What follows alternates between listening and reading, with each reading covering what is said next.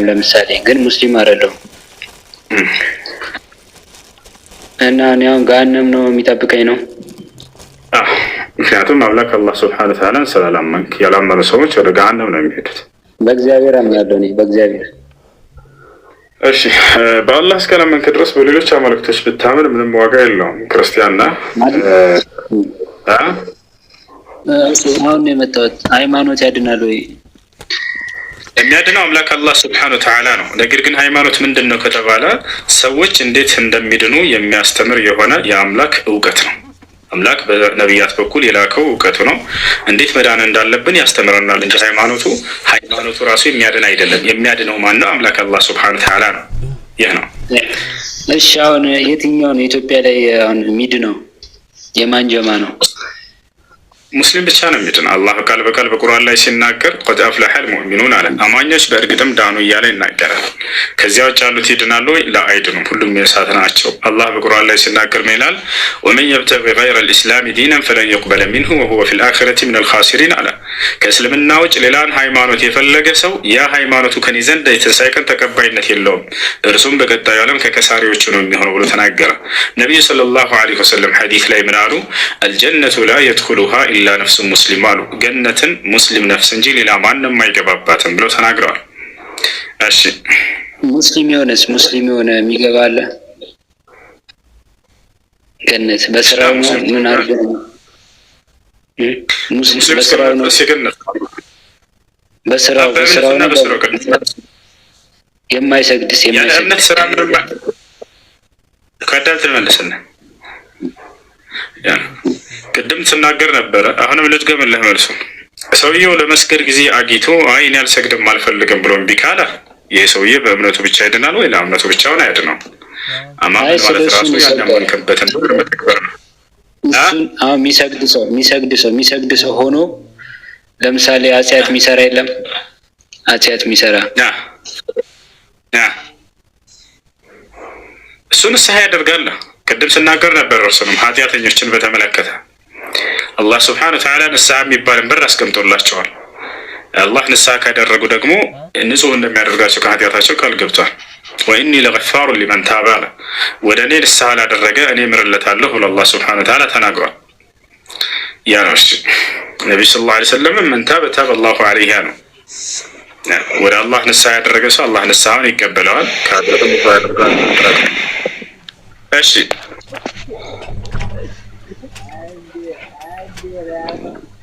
እሺ ኡስታዝ፣ በእስልምና ማለት ነው አንድ ሴት ኒካ ወይም ማግባት ያለበት በስንት አመቷ ነው? እሺ የእድሜ ገደብ የተቀመጠ ነገር የለም። ከፈለገች ሴት ልጅ በ50 አመቷ ማግባት ትችላለች። የእድሜ ገደብ በዚህ አመቷ ሴት ልጅ ማግባት አለበት ተብሎ የተቀመጠ ነገር የለም። ነገር ግን ለአቅመ ሔዋን መድረስ ነው። ለአቅመ ሔዋን መድረስ እሱ ነው የተቀመጠው። ለአቅመ ሔዋን የመድረስ ምልክት ደግሞ 3 ናቸው። አንደኛ የወር አበባ ማየት። በዚህ አመቷ የወር አበባ እንዳየች ማግባት አለባት ግዴታ ነው ይላል ወይ እስልምና? ላ አይልም። ቅድም እንዳልኩ አይ እኔ አሁን አላገባም ካለች መብቷ ነው። ኢስላም የሚከለክላት ነገር የለም። አላህ ነገ የትንሣኤ ቀን ለምን በዚህ አመትሽ ሳታገቢ ብሎ ሴት ልጅን አይጠይቃትም። ስለዚህ የተደነገገ ነገር የለም። ፈቃድ ነው። ይሄ በራሷ የተሰጣት ፈቃድ ነው። ገብታችኋል? ያ ነው እና የእድሜ ገደብ የሚባለው ነገር በኢስላም ከተደነገገ ነገር የለም። የሴት ልጅ ፈቃድ ነው፣ መብቷ ነው። እሺ እየሰገደ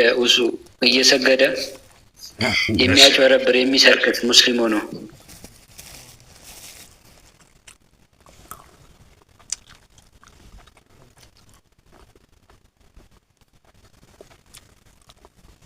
ያ ነው። ያንን ሰው አግኝቶ ይቅርታ መጠየቅ ካልቻለ እስከ ሞተበት፣ ለምሳሌ ገንዘቡን ሰርቆት ሰውዬ ለዚያ ሰውዬ ቤተሰቦች ሄዶ ያን የሰረቀውን ገንዘብ ይስጣቸው። የእነዚያንም ቤተሰቦችን የሚያውቅ እስከሆነ ከተባለ ለድሃዎች ምጽዋት ያድርገው። ያንን ገንዘብ ወደ አምላክ ወደ አላህ ንስሐ ያድርግ።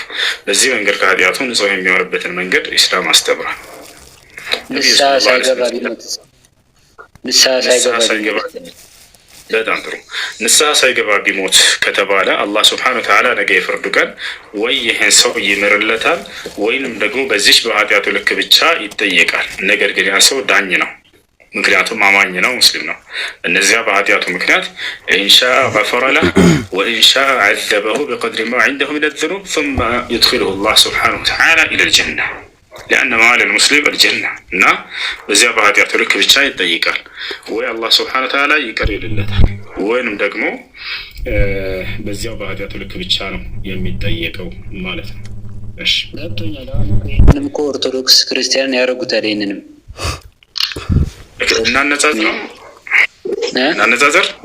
እናነጻጽረው። አይ ማነጻጸር ሳይሆን ይህንን ስራ የሚያደርግ የለም ነው። እንደዛ ስላነጻጸርክ ላነጻጸር ማነጻጸር አይደለም። እኔ አሁን ሁለቱም ልክ ላይሆን ይችላሉ እኮ ላ ይሄ ትክክል እንደሆነ ማስረጃ እየሰጠሁ ነው። እኔ አሁን ክርስትናን እናነጻጸር ከተባለ ገነት ይገባል አይገቡም የሚል ማየት ይችላል። ፈጣሪ ሁሉን ቻይ ስለሆነ የእኛን አፄ አሁን በዲስፕሌይ ቢያሳይ ኖሮ ገነት ከሰረቀ ሰው በላይ ሊሆን ይችል ነበር። ለአምላክ አላህ ስብሐነሁ ወተዓላ ሰዎችን ኃጢአታቸውን የሚቀር የሚልባቸውን መንገድ አስቀምጦላቸዋል። ንስሐ የሚባል ነገር አለ። ያን ሳያደርግ የሞተን ሰው በተመለከተ ደግሞ ለእርሱም ሊምርለት እንደሚችል ቃል ገብቷል። ከፈለግኩ ምርለታለሁ የሚል ቃል ንግግር ተናግሯል።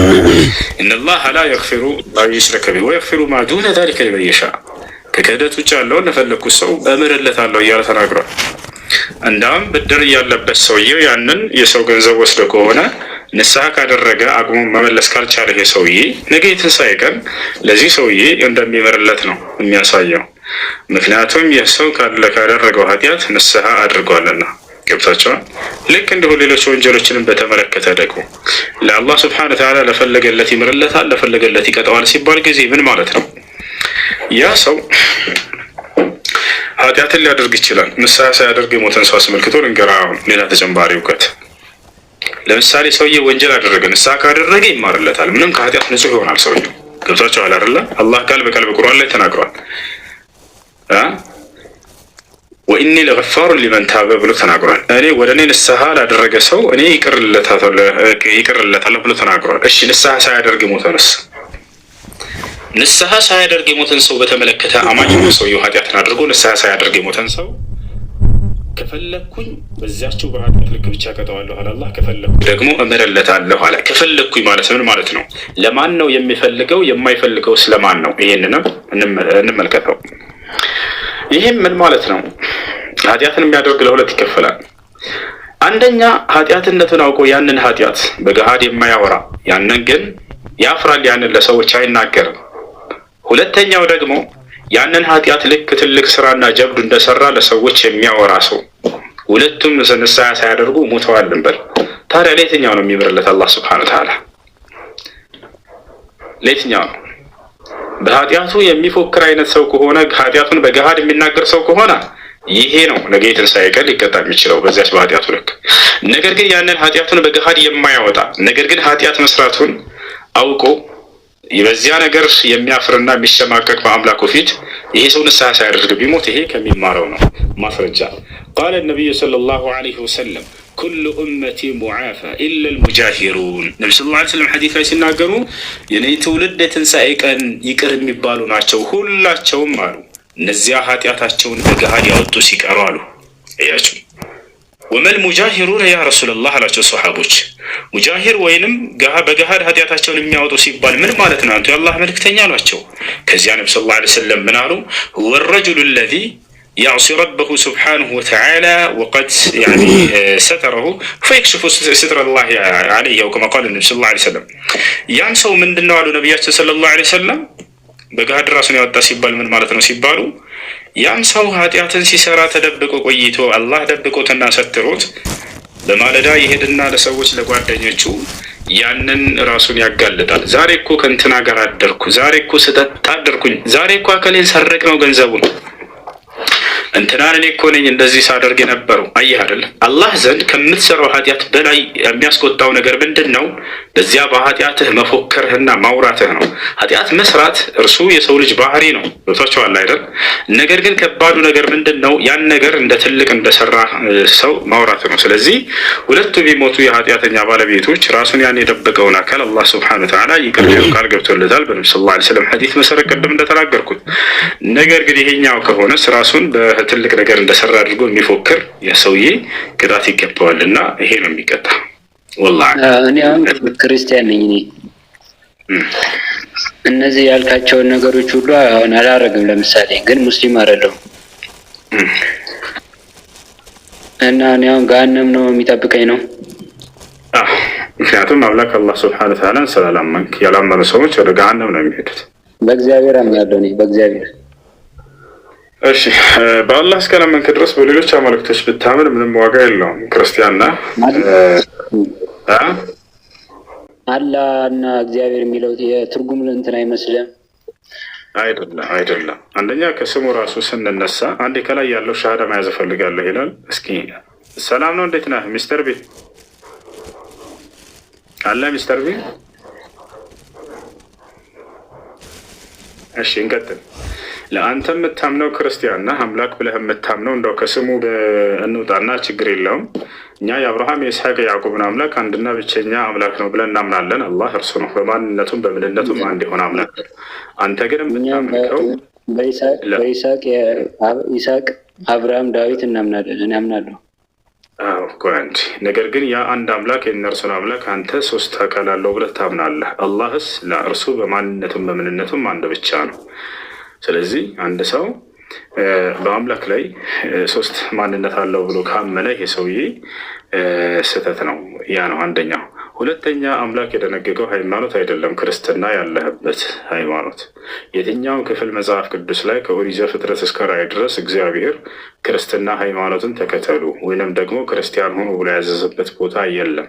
ከነቢያቶችም መካከል አንድም ነቢይ ቅድም በአብርሃም በይስሐቅ በያዕቆብ አምናለሁ ብሎ የተናገርካቸው እነዚህ አካሎች ክርስቲያን ሆኑ ወይንም ክርስትና ሃይማኖትን ተከተሉ ብለው አላዘዙም። ታዲያ በእነርሱ መንገድ ላይ አይደለም ማለት ነው። ያ ነው። እሺ እና ስለዚህ አምላክ ያልደነገገውን ሃይማኖት የተከተለ ሰው ልክ እንዲሁ ደግሞ ያን አንድና ብቸኛ የሆነውን ዘለዓለማዊ የሆነውን የማይሞተው ብቸኛ የሆነውን አምላክ ያላመለከ ሰው የአብርሃም ይስሐቅ ያዕቆብን አምላክ ይሄ ያለምንም ጥርጥር ከጠፊዎች መካከል ነው። ያ ነው።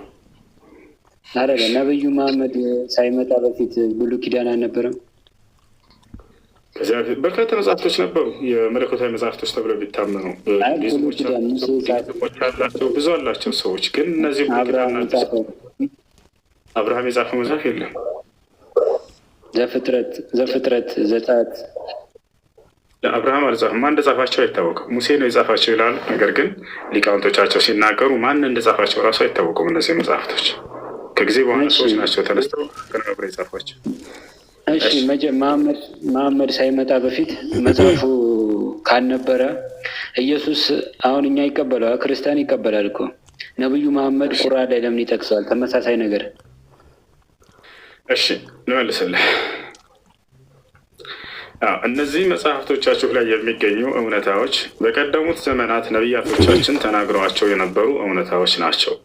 ከነዚያ እነዚህ ሰዎች ከጊዜ በኋላ የተነሱ የአይሁድና የክርስቲያን ሰዎች ከነቢያቶቻችን መጽሐፍ ከዚያ ኮርጀው በራሳቸው አዘጋጅተው የጻፏቸው መጽሐፍቶች ናቸው። ማን እንደጻፋቸው ራሱ አይታወቅም እስካሁን ድረስ። ለምሳሌ መጽሐፍ አስቴር አለ። ማን እንደጻፈ አይታወቅም። እንዳለ ሙሉ መጽሐፉን ማን እንደጻፈው የማይታወቁ ናቸው ማለት ነው። ነገር ግን ያለው እውነታ ለዚህ ነው አላህ በቁርአን ላይ ሲናገር በእነዚያ መጽሐፍቶች ላይ የሚገኙ እውነታዎች አሉ፣ እነዚያን ያረጋግጣቸዋል ቁርአን እያለ ይነግረናል። ለምሳሌ ሙሴ የሚባልን አካል እንዳስነሳላህ እንዲሁ የሃሩን ወንድሙ እንደነበርና እርሱን እንዳስነሳለት ነቢዩ አድርጎ ከእርሱ ጎን ልክ እንዲሁ ደግሞ ከፈርዖን ነፃ አውጥቷቸው ባህሩን አሻግሯቸው ከፍሎላቸው ባህሩን ወደ ፍልስጤን ምድር እንዳመጣቸው አብርሃም፣ ይስሐቅ፣ ያዕቆብ የሚባሉ ጻድቆች እንደነበሩ ማርያም የምትባል ጻድቅ ሴት ንጽሕት ሴት እንደነበረች ልክ እንዲሁ ከእርሷ ያለ ወንድ ዘር ፈሳሽ ከሴት ብቻ የተፈጠረ የሆነ ኢየሱስ ክርስቶስ የሚባል እንዳለ እርሱ ከእስራኤል ነቢያቶች መካከል አንዱ ነቢይ እንደሆነ እርሱ ሙታንን ሲያስነሳ እንደነበረ በአምላክ ፍቃድ ማየት የተሳናቸውን አይናቸውን ያበራ እንደነበር ለምጽ ያለባቸውን ከለምጻቸው ይፈውስ እንደነበር እነዚህ ሁሉ እንዳለ ያሉ ታሪኮች ያጸድቃቸዋል። ሌሎች ደግሞ ሐሰት ናቸው ብሎ ይገለጻቸዋል። መጽሐፋቸው ውስጥ የሚገኙ ለምሳሌ ምን ከተባለ ለምሳሌ ልቀጥልልህ? ማንሳት የምትፈልገው ነገር አለ? አይ ቀጥል፣ እጠይቅሃለሁ መጨረሻ ላይ። ቁርአን ጋር የሚመሳሰሉ ነገሮች አሉ እኮ እነሱን እኮ ተናገርኩኝ። መጽሐፍ ቅዱስ ላይ ያለው ነገር ለሶስት ይከፈላል ባጭሩ። አንደኛ በውስጡ ያሉ እውነታዎች አሉ። ቅድም ለምሳሌ ያነሳሁልህ እነርሱን ያረጋግጣቸዋል ቁርአን ገብቷቸዋል። እነዚያ ምንድን ናቸው ከተባለ አምላክ በነቢያቶች በኩል ተናግሯቸው የነበሩ እውነታዎች ናቸው። እነዚያን ይሄን መጽሐፍ ያዘጋጁት ሰዎች ከነዚያ በነቢያት ሀገር ላይ የኖሩ አካሎች ስለነበሩ ከነዚያ ያውቋቸዋል። እነዚያን ጽፈዋቸው ነው፣ ገልብጠዋቸው ነው። እንደ አጠቃላይ እነዚህ ከአምላካችን የሆኑ ስለሆኑ ነው የተመሳሰሉት ነው። ገብተዋል አይደለ? እነዚህ ቁርአን ላይ ያረጋግጣቸዋል። ባለፉት ዘመናት ተናግሯቸው የነበሩ እንደሆኑ። ሁለተኛው ደግሞ ምንድን ነው? ቁርአን በመጽሐፍ ቅዱስ ያለው አመለካከት ሁለተኛ ከሰዎች የተጨመሯቸው የሆኑ ስህተት ብሎ እያያቸዋሉ። እነሱንም እርማት ሰጥቷቸዋል። ገብታችኋል አይደል? እርማት ሰጥቷቸዋል። ሶስተኛው ምንድን ነው ደግሞ ቁርአንም ሆነ ሐዲስ ላይ እርማትም ሆነ ማረጋገጥም ያልተሰጣቸው ዝም ተብለው የታለፉ ነገራቶች አሉ። እነዚያን ደግሞ ዝም ብለን እናልፋለን። ገብታችኋል? ያ ነው እና ከእርማት ከሰጣቸው መካከል ለምሳሌ ነቢዩላህ ሃሩን ዓለይሂ ሰላም የሙሳ ወንድም ወይም የሙሴ ወንድም እስራኤላውያኖች ከግብፅ በሙሳ አማካኝነት ነፃ በወጡ ጊዜ ሙሴ ከአምላኩ ከአላህ ስብሓነ ወተዓላ ጋር ለመነጋገር በሲና ተራራ በሄደ ጊዜ ለእስራኤላውያኖች አምላክ የሰራላቸው ወይንም አምላክ ብለው አምላክ ስራልን አሉት። ከፊታቸው የሚሄድ ወይፈን ወይም ጥጃ የሰራላቸው ማን ነበር? ቮርቴክስ መጽሐፍ ቅዱስ ሃሩን ነው። አያቸው አይደል? ሃሩን ነው የሰራው ይልናል። ይህንን አላህ በቁርአን ላይ አረመው። በፍጹም እኔ የላኩት ያ ነቢይ ሃሩን ይህን አልሰራም ማለት። ታዲያ ማን እንደሆነ ገለጸ። ሳሚሪ የተባለ ሰው የሰራላቸው አለ። አምላክ ነቢይ አድርጎ ያስረሳውን አካል እንዴት ነው እንደገና አምላኩን ማስመለክ ትቶ ይሄንን ጣዖት ሰርቶ ጭራሽ ምን አለ? መጽሐፍ ቅዱስ ላይ ሲናገር እስራኤላውያኖች ሰብሰብ ባሉና ወደ ሃሩን ምን አሉት? አንተ ሃሩን ሆይ አሉት፣ በፊታችን የሚሄድ አምላክ ስራልን አሉት። ሃሩን ምንም አልተቃወማቸውም። እንደ መጽሐፍ ቅዱስ አይ አንድን አምላክ ነው ማምለክ ያለባችሁ፣ ከእርሱ ውጭ ሌላ ማለክት እንድሰራላቸው አትጠይቁኝ ምናምን ላ ወፍ አላለም። ታዲያስ ምን አለ ሃሩን? ተስማማሻለና ወርቅና ብር አምጡልኝ አላቸው። ከዚያ እስራኤላውያኖች ሰብሰብ አድርጎ አመጡለት። ከዚያስ አቀለጠውና ያንን በፊታቸው የሚሄድ ወይፈን ወይንም ጥጃ አድርጎ ሰራላቸው። ከዚያ ሃሩን ምን አለ? የእስራኤል ሕዝብ ሆይ ከግብፅ ሀገር ነፃ ያወጣህ አምላክህ ይሄ ነው እንኩ ሰጣቸው። ያንንም እያመለኩ ሙሴን ጠበቁት። ሙሴ ደግሞ ፈጣሪ ምን ሰጠው? ትእዛዝ ይዞ መጣ። ሙሴ ወደ እሱ ሊመጣ ነው። ቆይ አንዴ ሃሩን እንጨርስ። ስለዚህ የቁርአን ካረማቸው ስህተቶች መካከል አንደኛው ይሄ ነው ልልህ ነው። አላህ ስብሐነሁ ወተዓላ ይህን ታሪክ ታዲያ ሱራ ጣሃ ላይ ግልጽ አደረገው። ግልጽ አደረገው። ምን አደረገ ከተባለ አምላካችን አላህ ስብሐነሁ ወተዓላ በፍጹም ያን ጣዖት የሰራው ማን ነው? ሳሚሪይ ነው አለ። ፈአضለሁም ሳሚሪ ሳሚሪ የተባለ ሰውም አሳታቸው ወይፈኑን ሰርቶ ፈአኽረጀ ለሁም ዒጅለን ጀሰደን ለሁ ኹዋር ቃሉ ሃዛ ኢላሁኩም ወኢላሁ ሙሳ ፈነሲ ወይፈንን ጥጃን ሰራላቸው። ማን? ኢላሁ ሙሳ ፈነሲ። ምን አለ ሳሚሪ የተባለው ሰውዬ? ሃዛ ኢላሁኩም ይሄ ነው አምላካቸው አላቸው ይላል መጽሐፍ ቅዱስ ላይ። ምን አለ? ሃሩን ራሱ ጥጃውን ሰራና ይሄ ነው አምላካቸው አላቸው ይላል። በሃሩን ላይ ለጠፈበት። አላህ ታዲያ ነቢያቶቹን አነጻቸው። በፍጹም የሃሩን ይሄን አልሰራም አለና ሌላ ሰው እንደሆነ ተናገረ። ከዚያ በኋላ ሙሴ ለማለት ጀምረህ ነበርሽ፣ ቀጥልሽ። ሙሴ ህግ ይዞ መጣ። ህዝብን እንደዚህ እያጠፋ ነው ምናምን ብሎ ህግ ይዞ መጣ። 12 አትግደል፣ አታመንዝር ምናምን። ግን የሰው ልጆች ይህንን ሊያደርጉ አልቻሉም ነው። በዚህ ዘመንም ይህ ህግ አልፏል። ለምሳሌ ኢየሱስ የመጣበት ምክንያት እሱ ኖረ። የሰው ልጅ ሰግዶ ያን ህግ ሊሽር ነው የመጣው ኢየሱስ። የነቢያቶችን ህግ እኔ ነቢያትን ህግና ስርዓት ልሽር አልመጣሁም ላጸድቅን ብሎ ተናግሯል ኢየሱስ። ለምሳሌ አሁን ኢየሱስ የሚከተል ወንጀል እንዲሰራ አይፈለግም። የህግ ተተሻረ ክርስቲያኖች ወንጀለኛ እንዲበዛ ስለማይፈለግ ተሽሯል። አልተሻረም። አሁን በሙሴ ላይ እንትን የተባለው አልተሻረም። አሁን ለምሳሌ በዛን ሰዓት ዝሙት ሚዞሙት የሚያደርግ ነበር። አሁን ግን ኢየሱስ አሻሽሎት ያየ የተመኘ ነው የሚለው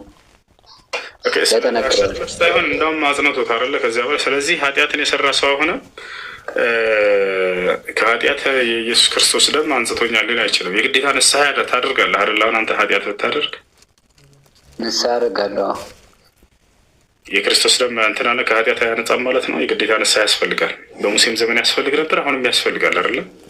እንኳን እኔ አሁን በስራዬ ጻድቅ ልሆን ስለማልችል መጀመሪያ ማድረግ ያለብኝ ማመን ነው። መጀመሪያ ማመን፣ ከዚያ በኋላ ደግሞ ትሰራለህ ወይንስ አትሰራም? ባትሰራም በእምነት ብቻ ትጸድቃለህ?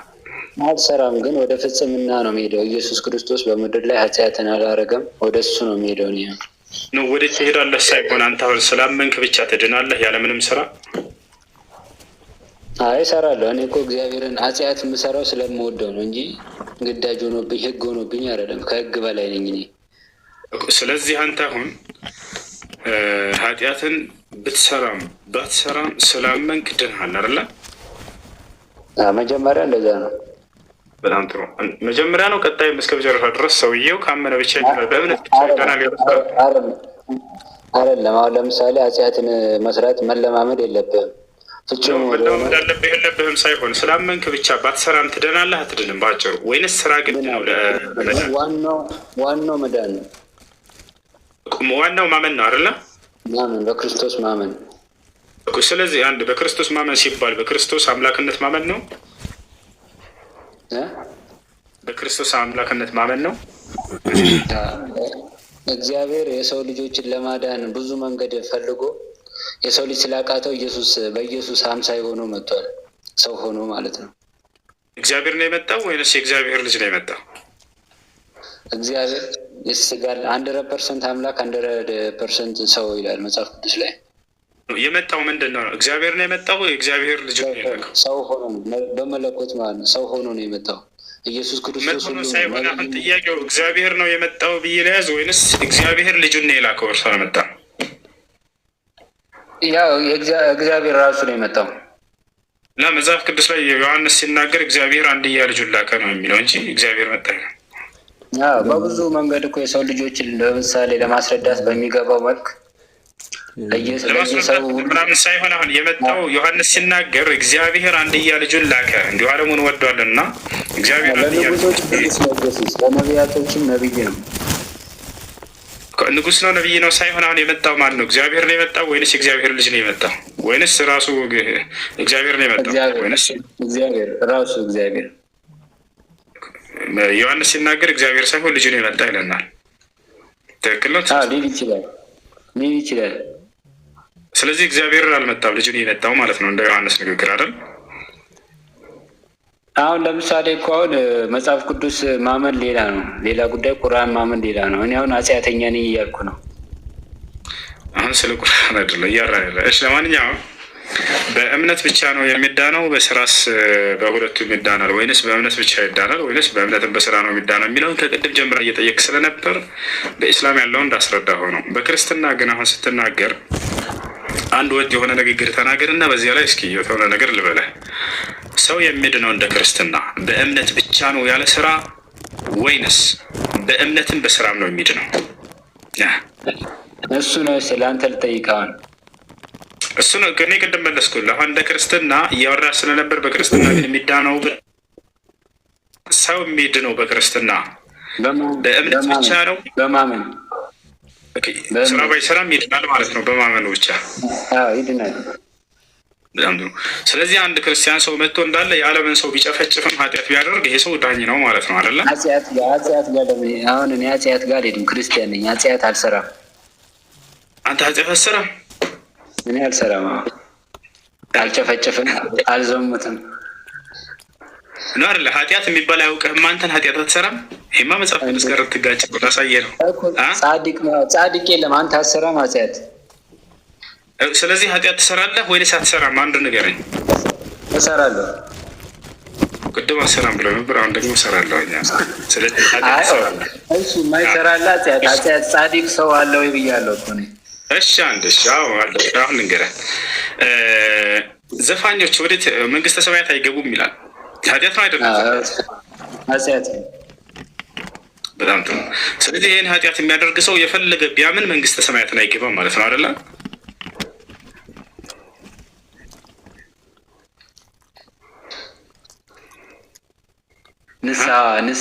ንስሐ የሚባል ነገር አለ። ስለዚህ የክርስቶስ ደም ሊያነጻ አይችልም። የግዴታ ከኃጢአት ሁሉ ንስሐ ያስፈልጋል ማለት ነው አይደለም? ክርስቲያን ሆኖ ዘፋኝ የለማ። ዳዊት ራሱ ይዘፍን ነበር እና ላሳየህ።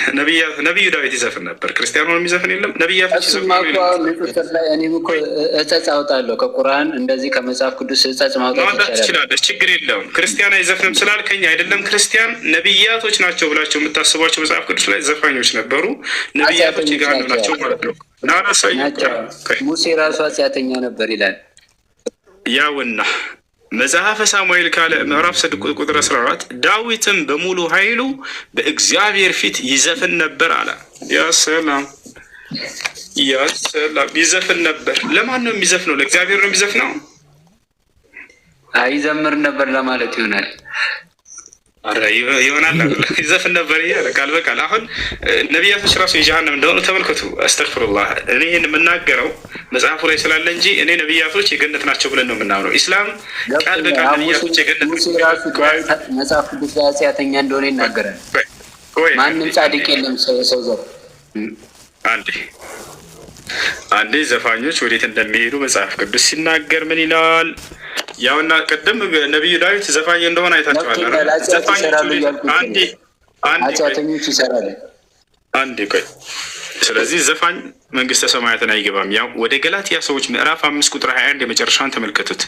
መለያየት፣ መናፍቅነት፣ ምቀኝነት፣ መግደል፣ ስካር ወይም ዘፋኝነት ይህንም የሚመስል ነው። አስቀድሜም እንዳልኩኝ እንደዚህ ያሉትን የሚያደርግ የእግዚአብሔርን መንግስት አይወርሱም አለ። ያ ሰላም ዘፋኞች። ስለዚህ ኃጢአትን የሚያደርግ ሰው ዳዊት አሁን አማኝ ነው አይደለ? በእምነቱ ይድናሉ? ላ አይደለም። ያ ኃጢአት ካደረገ መንግስተ ሰማያትን አይገባም አይድንም እያለ ነው መጽሐፍ። በጣም ይገርማል። እሺ ሰዎችን ደንቆሮ የሚል ሰው ፍርዱ የገሃነም ነው ይለናል መጽሐፍ ቅዱስ። ቮርቴክስ ምን ትላለህ ይሄን ነገር? መጽሐፍ ቅዱስ ላይ እኮ ከክርስቶስ ጋር አብሮ የተሰቀለው ራሱ ወንጀለኛ ነበር። እሺ ወንጀሉ ምንድን ነው? ክርስቶስን መሳደቡ አይደለ? ከሁለት ከቀኝና ከግራ ያሉት ሰድበውታል አይደለ? ኢየሱስን ሁለቱም ናቸው የሰደቡት ወይንስ አንዱ ነው የሰደቡት? አንተ እውነትም የእግዚአብሔር ልጅ ነህ ምናምን ብሎ እንትን ሲለው አንተ ከኔ ጋር መንግስተ ሰማይ ትገባለህ ምናምን አለው። በስራ እንዳልሆነ እዛች ጋር አሁን ጥያቄው ምን መሰለህ? ያ ራሱ ውሸት እንደሆነ ላስረዳህ ነው። ኢየሱስ ክርስቶስ ሲሰቀል ከቀኝና ከግራው ሁለት ሰዎች ተሰቅለዋል አብሮት አይደለ? እንደ መጽሐፍ ቅዱስ ልክ ነኝ? ሁለቱም ሰድበውታል። ሲሰድቡት ነበር። ሁለቱም ሰድበውታል ወይንስ አንዱ ነበር ሲሰድበው የነበረው ሲነቅፈው የነበረው? አንዱ አመነ፣ አንዱ ደግሞ እየነቀፈው ነበር። አላመነም። በጣም ጥሩ። ነገር ግን መጽሐፍ ቅዱስ ይጋጫል እርስ በራሱ። አንደኛ ቦታ ላይ ሁለቱም ሲሰድቡት ነበር ይለናል። ማቴዎስ መጣና ሁለቱም የሚሰድቡት ነበር አለ። ሉቃስ መጣና አንዱ ነበር ሲሰድበው የነበረው አለ።